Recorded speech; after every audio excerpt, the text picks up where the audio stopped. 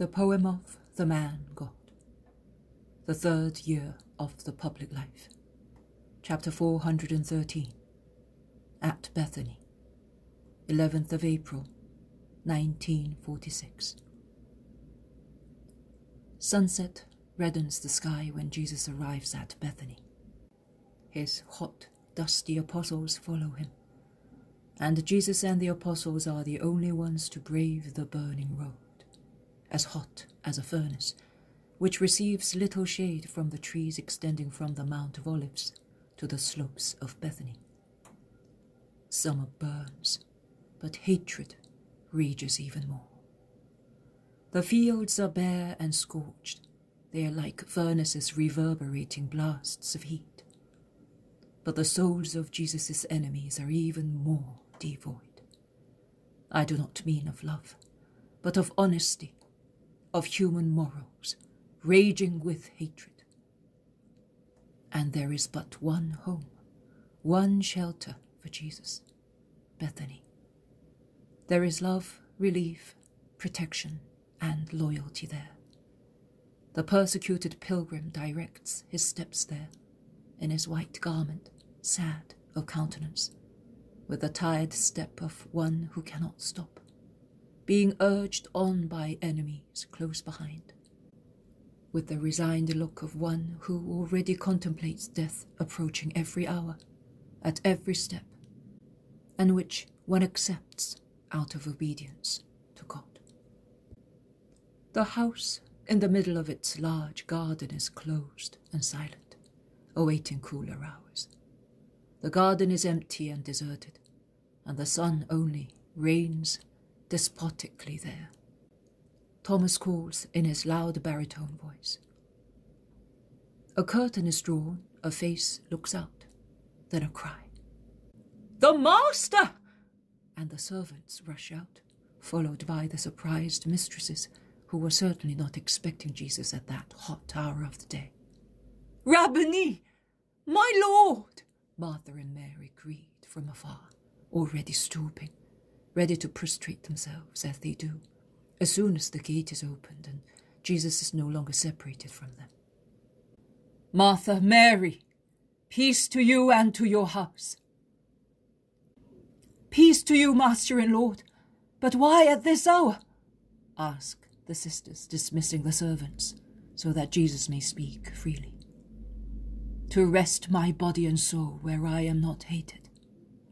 "Sadly," says Jesus, stretching out his hands as if to say, "Do you want me?" And he strives to smile, but his very sad smile is belied by his sorrowful eyes. "Have they hurt you?" asks Mary, flushing. "What happened to you?" asks Martha, and she adds maternally, "Come, I will give you some refreshment. How long have you been walking since you are so tired?" "Since dawn, and I can say without stopping, because the short rest in the house of Helkai, the member of the Sanhedrin, was worse than a long journey." "Was it there that they grieved you?" "Yes, and previously at the temple." "But why did you go to that snake?" asks Mary. "Because if I had refused to go, it would have served to justify his hatred, which would have accused me of despising the member of the Sanhedrin. But now, whether I go or not, the measure of Pharisaic hatred is full, and there will be no truce." "Have we got to that? Stay with us, Master. They will not hurt you here." "I would fail in my mission. Many souls are waiting for their Saviour. I must go." "But they will prevent you from going." "No. They will persecute me by letting me go, so that they may watch every step of mine, allowing me to speak, to study every word, watching over me as bloodhounds track a quarry, so that they may have something which may look like vault, and everything will serve." Martha, who is always so respectful, is so moved to pity that she lifts a hand to caress his emaciated cheek. But she stops, blushing, and says, "Forgive me, I felt sorry for you as I do for our Lazarus. Forgive me, Lord, for loving you as a suffering brother." "I am the suffering brother. Love me with pure sisterly love. But what is Lazarus doing?" "He is languishing, Lord," replies Mary, and this avowal, together with the grief of seeing her master so distressed, makes her shed the tears already welling in her eyes. "Do not weep, Mary, neither for him nor for me. We are doing the divine will. One should weep over those who do not know how to do that will." Mary bends to take Jesus' hand and kisses the tip of his fingers. They have meanwhile arrived at the house, and as they enter, they go to Lazarus at once, while the apostles rest, refreshing themselves with what the servants offer them. Jesus bends over Lazarus, who is becoming more and more emaciated, and kisses him to relieve the sadness of his dear friend. "Master, how much you love me! You did not even wait until evening to come to me, in this heat." "My dear friend, I enjoy your company and you enjoy mine. The rest does not matter." "That is true. It is nothing. Even my suffering no longer matters to me. Now I know why I suffer, and what I can achieve by suffering."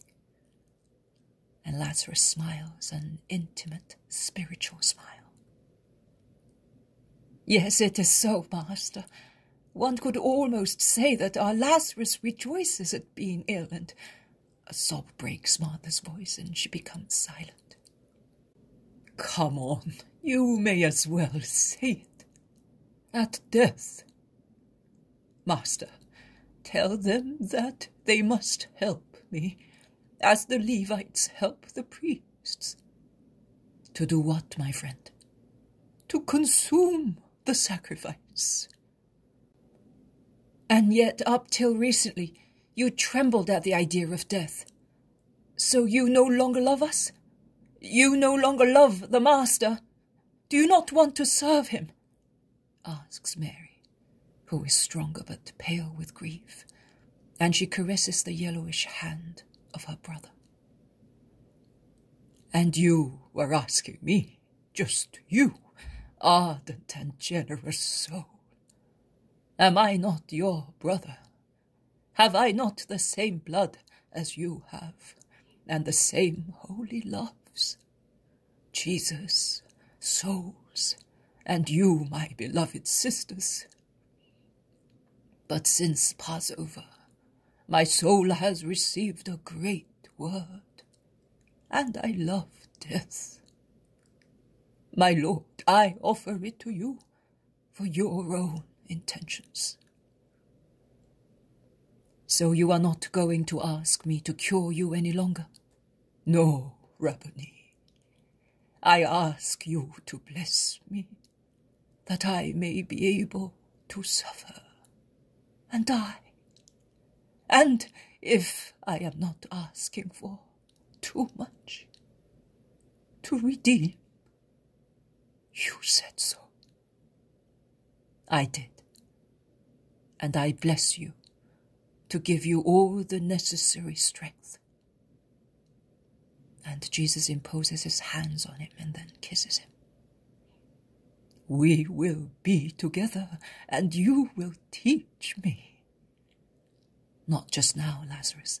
I am not staying. I have come only for a few hours. I am leaving tonight." "But why?" ask the three disappointed relatives. "Because I cannot stay. I will come back in autumn, and then I will stay here for a long time, and I will do much here, and in the surroundings." There is sad silence, Then Martha begs him, "At least take some rest, some refreshment." "Nothing will refresh me more than your love. Let my apostles rest, and let me stay here with you, thus, in peace." Martha goes out weeping. She then comes back with some cups of cold milk and some early fruit. "The apostles have had something to eat, and, tired as they were, they are now sleeping. My master, do you really not want to rest?" "Do not insist, Martha. Before dawn they will be looking for me here, at Gethsemane, at Johanna's, in every hospitable house, but at dawn I will be far away." "Where are you going, Master?" asks Lazarus. "Towards Jericho, but not along the usual road.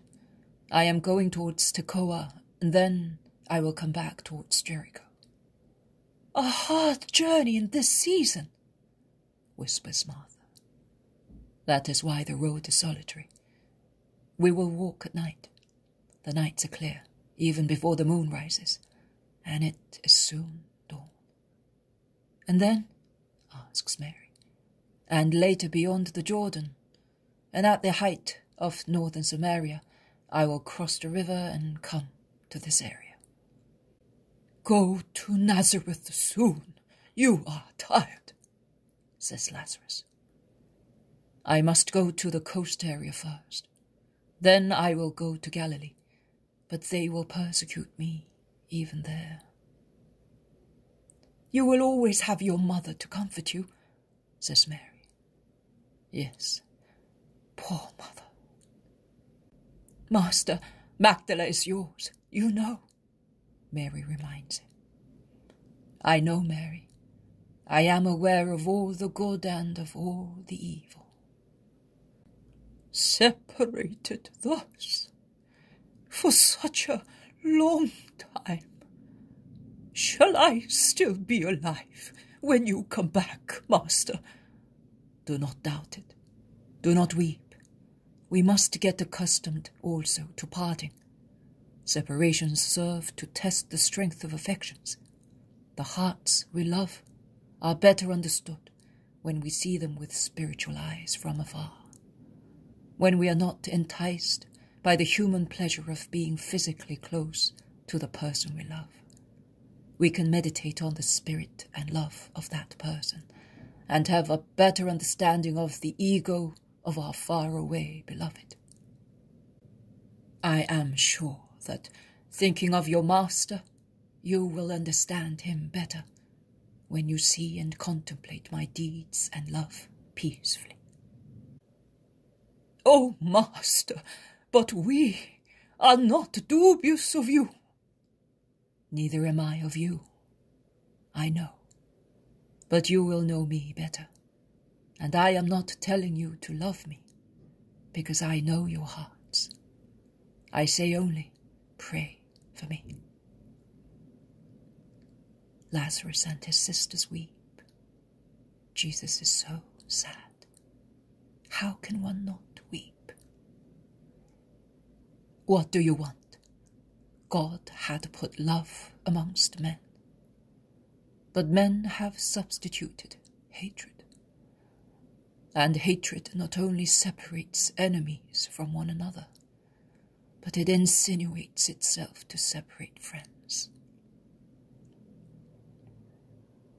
There is a long silence. Then Lazarus says, "Master, go away from Palestine for some time." "No, my place is here, to live, to evangelize, to die."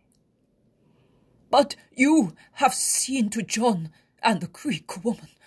Go and stay with them."